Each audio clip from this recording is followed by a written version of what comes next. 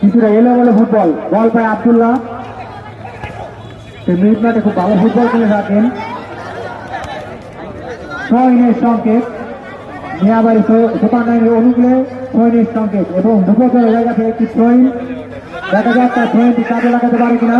শান্তর পায়ে বল, আবার সে পাই কি রে ও বলটা দিল না কে?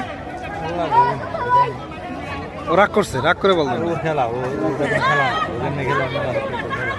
লিমনের ধরা ছিল না বলটা। হুম